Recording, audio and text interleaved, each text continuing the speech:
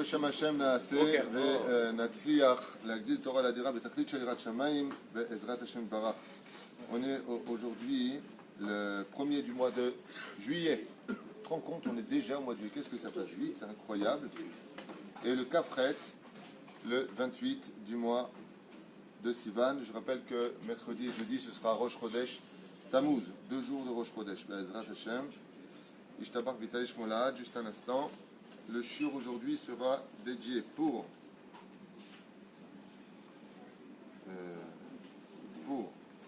voilà, la réfoua shlema de tous les malades d'Israël d'abord et avant tout, pour les Lou Nishmat Kol Mete Israël,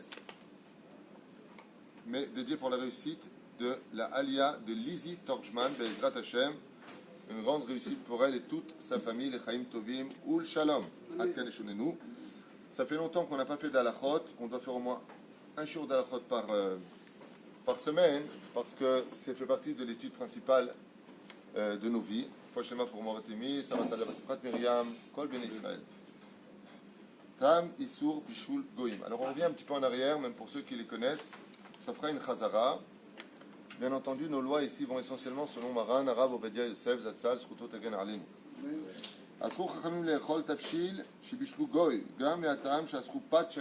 Pour la même raison qu'on ne mange pas le pain des non-juifs, pour des raisons qu'on a déjà expliquées al pi halacha, même si on a vu ensemble que dans les halachot, si je me retrouverais dans un lieu où il n'y a pas de boulangerie cachère, j'aurai le droit d'acheter dans une boulangerie non cachère du pain, parce qu'il a été fait de façon industrielle et non pas dans l'intention de rapprocher les cœurs. Parce que vous savez que le fait de manger avec une personne rapproche les cœurs.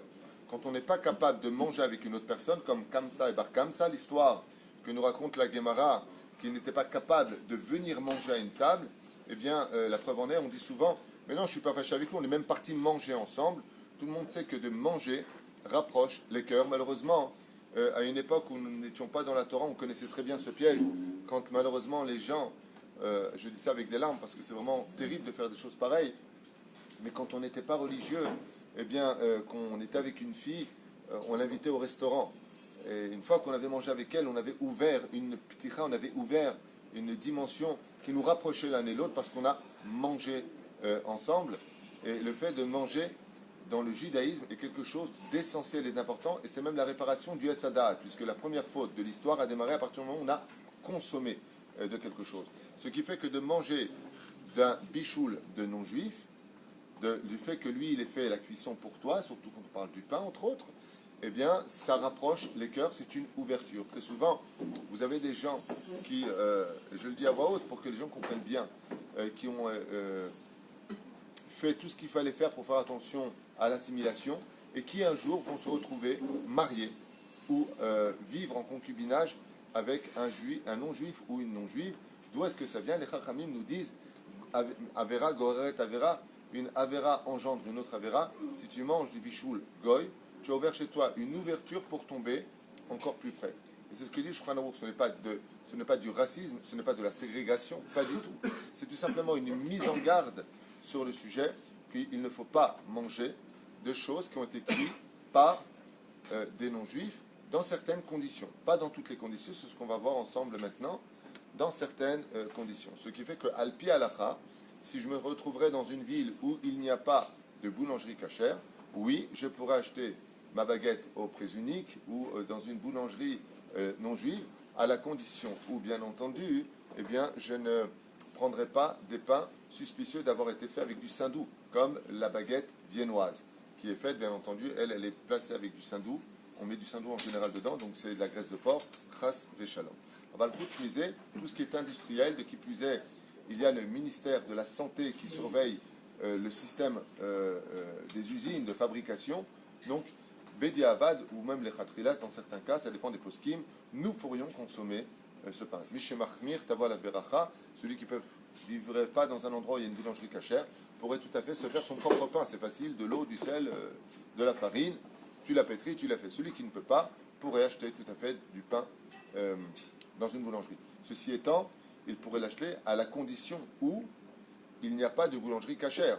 Aujourd'hui, Baruch Hashem à Paris, par exemple, ou à Marseille, il y a des comptes des touriotes dans tous les quartiers, des boulangeries cachères, il y en a partout aujourd'hui. Donc il n'y a pas vraiment d'excuses comme aux États-Unis.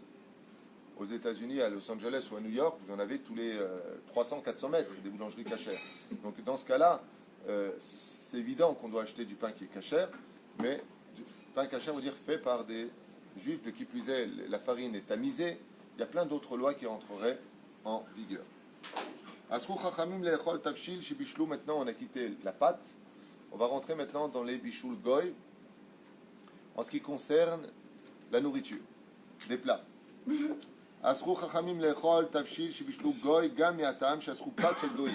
Pour la même raison, on n'aurait pas le droit de consommer non plus. Donc quand je vais dans un restaurant de non-juifs, je suis à Taïwan, je suis à Jungle, on s'en fiche, et puis tiens, je dis, bah tu sais quoi, je vais manger un poisson. Il y a juste un problème, c'est que pour manger ce poisson, Habibi, il va falloir le cuire. Et le non-juif qui te fait ce poisson va te cuire ce poisson, mais zasso. Zasso. Tu n'as pas le droit de le manger. Alors, bien entendu, vous savez qu'il y a une marloquette entre le Rama et le Beth Yosef. Qu'est-ce qu'on appelle Bishul Goy et qu'est-ce qu'on n'appelle pas Bishul Goy? Selon le Rama, il est suffisant que le juif, c'est lui qui allume le feu. Selon le Beth Yosef, c'est pas suffisant. Le juif doit et allumer le feu et mettre le tagine ou la marmite sur le feu.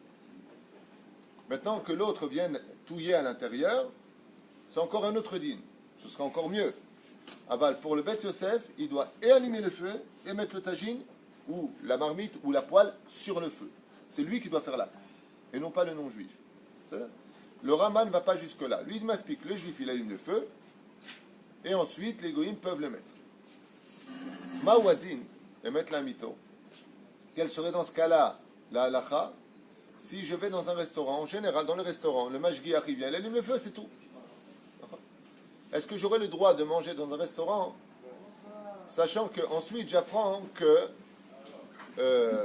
c'est le mashgiach, un juif qui a allumé le feu, et maintenant c'est le goy qui a mis la marmite sur le feu. Mawadin. Il y a un klal, une généralité qui nous apprend Safek Sfeka. Basé Safek Sfeka. Un doute dans un doute. Basé un doute dans un doute. Quand on a un digne de Safek Sfeka, Moutar. Quel est le premier doute? Le premier doute, c'est que il y a une mahloquette sur le sujet. Qui t'a dit que c'est pas le Rama qui a raison? M'explique qu'il allume le feu. Qui t'a dit que c'est pas le Beth Yosef qui a raison? Donc il y a un doute. Ouais. Et le deuxième doute, c'est qu'il y a des poskim qui disent qu'il n'y a pas Bishul Goy.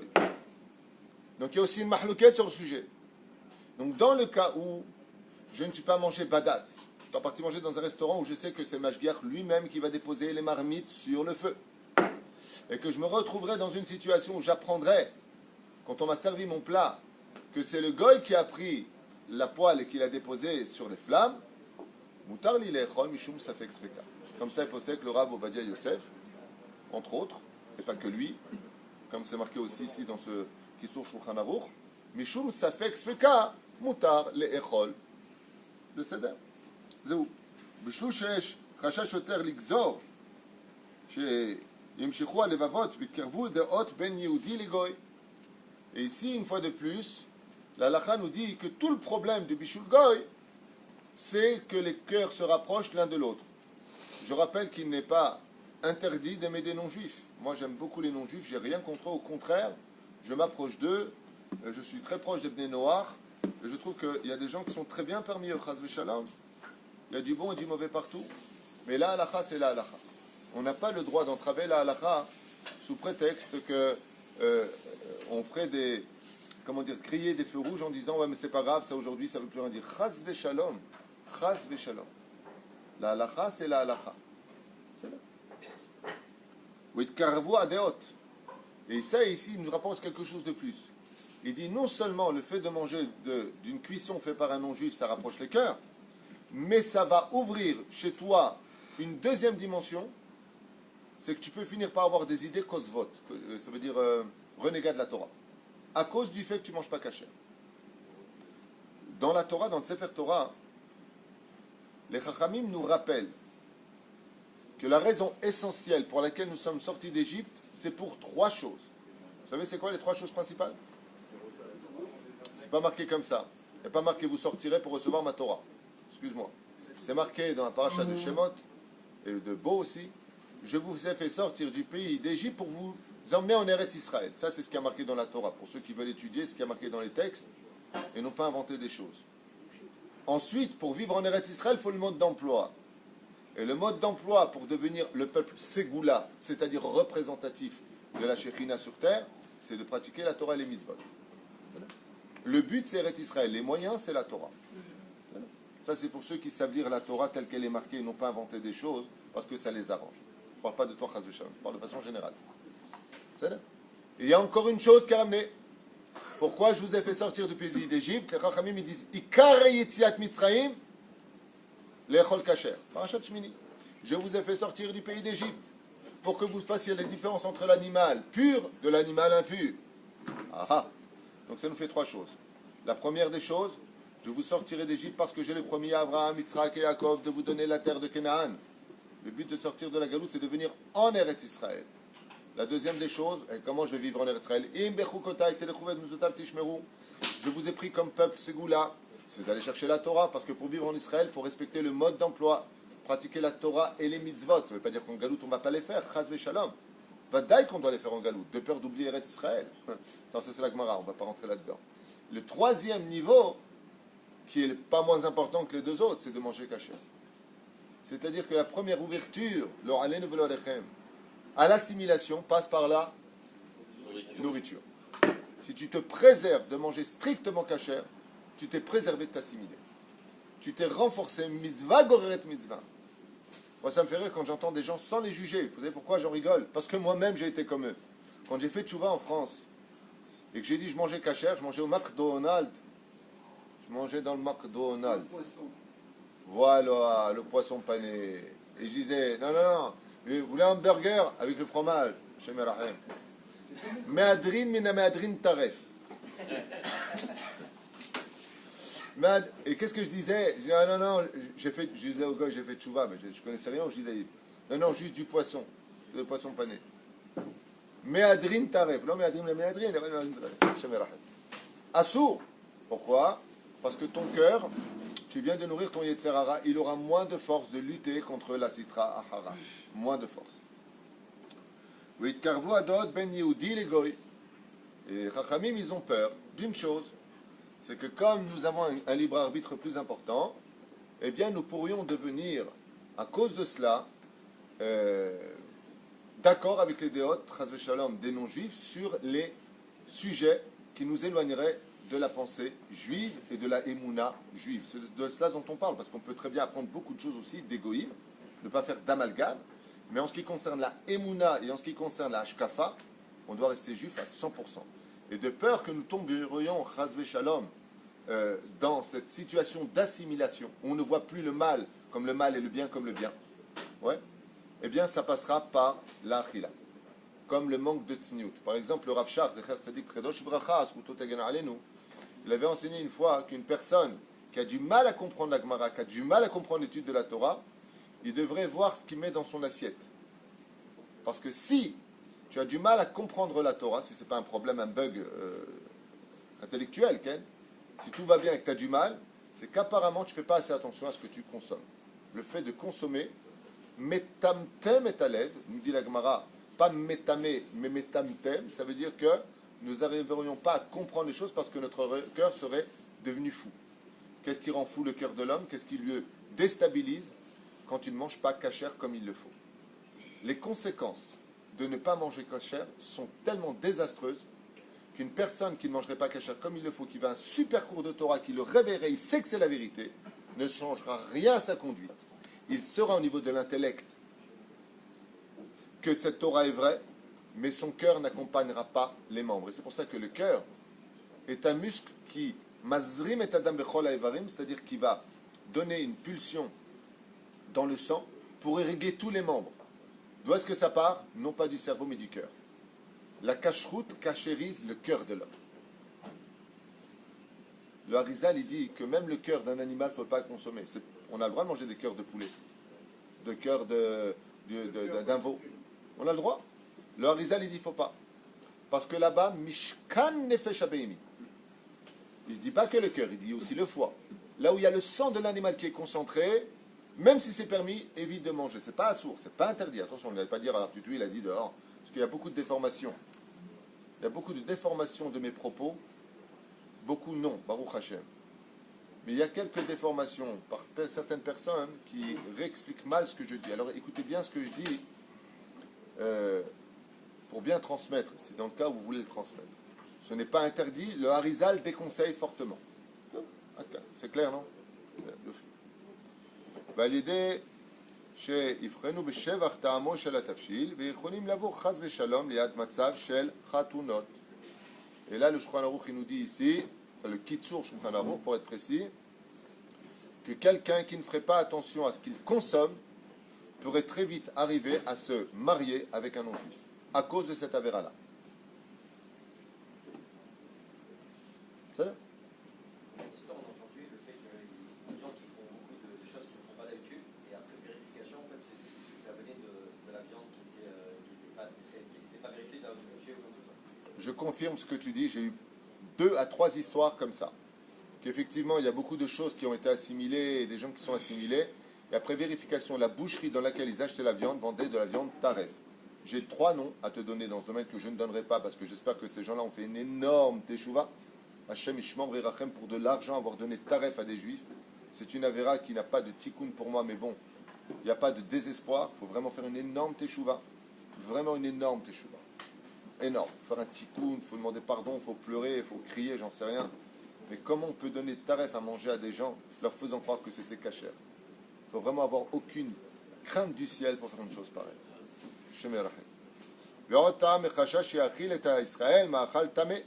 La deuxième chose, c'est qu'on ait peur que maintenant, même si c'est un bon goy qui va faire quelque chose, on dit mais lui il ne connaît pas les lois, peut-être qu'il va te mettre dedans quelque chose d'impur. Il y a une troisième raison qui est donnée, mais qui est beaucoup plus rarissime, c'est de peur qu'il ait ensorcelé la nourriture. Aujourd'hui, en 2019, c'est des choses qui feraient rire les gens. Mais il y a à peine un siècle en arrière, ça faisait rire personne. Parce que les goïms, entre autres dans certaines contrées, quand ils savaient qu'il y avait des juifs qui venaient, ils mettaient des choses tamées à l'intérieur pour les ensorceler, contrôler leur être. Et ils les convertissaient à leur secte ou religion. C'était très courant à l'époque, comme l'enseigne le Maharal, qui disait faites très très attention, ainsi que la Gemara dans Sanhedrin. Aujourd'hui, c'est beaucoup moins mis en pratique ce genre de choses. Voilà. On les intéresse un peu moins dans ce domaine. Vezou.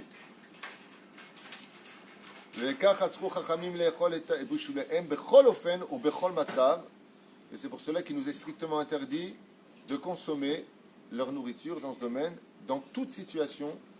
Chas v'shalom. Et si tu mets la date, attends, je ne comprends pas. Une question, il pose. Les ustensiles viennent d'être achetés. Ce qu'il est en train de me faire est strictement cachère. C'est bécéder. Le loshum chashash, ta'orovet klal. Ça veut dire que maintenant, le non-juif, il vient d'acheter, c'est nous-mêmes qui venons d'acheter les poêles. Elles sont toutes neuves. C'est nous-mêmes qui avons acheté la nourriture Badat Bet Yosef, même la vache qu'on va manger, la kipa, les tzitzit, la brit mila, elle est cachère, elle vient de Mehacharim. Ouh, ça dit. Et là, 9 enfants. Alors il dit, badam, Assour Beshum Panim Vaofen. Même dans ce cas-là, il nous sera strictement interdit de consommer. Alors, à Kalvachomer de Kalvachomer, à plus forte raison, si on n'a pas vu tout ça. Si ça déjà s'interdit, à plus forte raison le reste. La reine aussi, j'en profiterai pour vous dire, quand on parlera du lait, que selon les Sfaradim, on n'a pas le droit de consommer des laitages, chas v'shalom, sans ashgacha, d'amashgiar, c'est-à-dire sans un mashgiar qui ait vu la fabrication du lait. Selon Bet Yosef, strictement interdit. Rabbi Moshe Feinstein, dans Igrot Moshe, dans son Shulchan Aruch à lui dit que c'est permis aujourd'hui. C'est pour ça que dans la liste du Beddin, on va vous permettre de consommer certains laitages, comme le yop et autres, ce qui est pour nous les Sfaradim, assour. Je répète, assour. Alors les gens qui font tchouva, ils ne comprennent pas le beddin, c'est bien des rabbins, eux. Ils vont selon la chita de certains poskim, il n'y a pas que lui. Il n'y a pas que le Rav Zecher Tzadik Kadosh Bracha, le Rav Moshe Feinstein. Nous, Sfaradim, Assour. On n'a pas le droit d'acheter du lait qui n'est pas chamour pour les Sfaradim. Donc quand vous achetez des yaourts dans les supermarchés, sous prétexte qu'ils sont sur la liste, vous faites un bgam au niveau de votre neshama. Mais pour cela, je vous invite à aller voir vos rabbanim, de voir avec eux ce qu'ils vous diront. C'est les charav, c'est avec Menasafek. Moi, ce que je vous dis, c'est ce que les chachamim nous disent dans les lois. Le Rav Ovadia Yosef Zecher Tzadik Kadosh Bracha avait fait une tzaka sur ça. Il a dit En eter la sfaradim, bet Yosef assour. Sauf il avait donné l'exception du beurre, qui était plus ou moins permis parce qu'il y a une déformation du lait. Quoi? Le beurre président. Okay. Donc on va s'arrêter là parce qu'on va finir la halakha et qu'il est déjà 9h15. Velachen, yesh lasim lev lechol advarim haele. Il est préférable pour ceux qui mangent dans des endroits industriels où il n'y a pas de kasher d'arrêter kimouvan de manger des salades, même les salades dans des kiosques, les pambagna et toutes ces bêtises-là. Yesh hashash tolaim. Et je rappelle que de manger sans vérification des vers de la salade, c'est 5 interdits de la Torah. Pardon, pas 5, 3. La reine yesh po la simlev. Pour toutes ces choses-là, fais-toi un sandwich à la maison, sache ce que tu mets dans ta bouche, pour Bezrat Hashem, de l'autre côté, protéger ton cœur à l'assimilation. Alors c'est vrai que comme on a l'habitude de le dire, si on doit faire attention à ce qu'on sort, à ce qu'on met dans sa bouche, à plus forte raison à ce qu'on sortira de sa bouche. Baruch Adonai Leolam Amen.